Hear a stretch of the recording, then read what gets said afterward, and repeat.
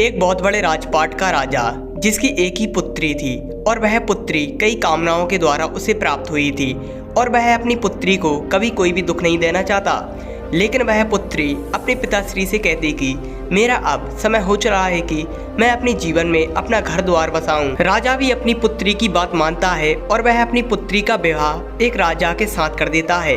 वह राजा कुछ समय बाद ही एक युद्ध के दौरान अपना सब कुछ राजपाट खो देता है।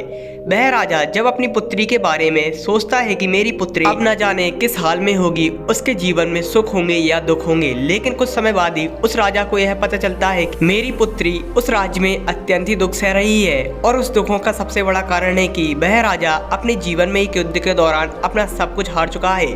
वह राजा अपनी पुत्री को लेने के लिए उसके राज्य में जाता है और वह अपनी पुत्री से कहता है कि तुम चलो वहाँ पर लौट चलो जहाँ पर तुम्हें अत्यंत ही सुख होते हैं, तुम इस राज्य को छोड़ दो और अपने पति को छोड़ दो। लेकिन पुत्री अपने पिता से कहती है कि मेरे भाग्य में जो भी लिखा है मैं उसे भोग लूंगी, लेकिन मैं अपने राजा का साथ नहीं छोड़ूंगी। राजा यह सुनकर अत्यंत ही दुखी होता है और वह अपने कहे हुए शब्दों पर बहुत दुख व्यतीत करता है।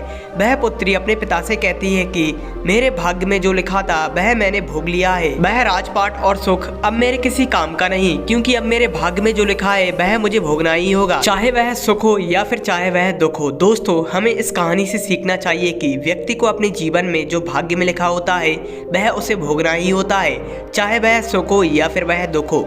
इसीलिए अपने भाग्य को कभी नहीं बदला जा सकता है।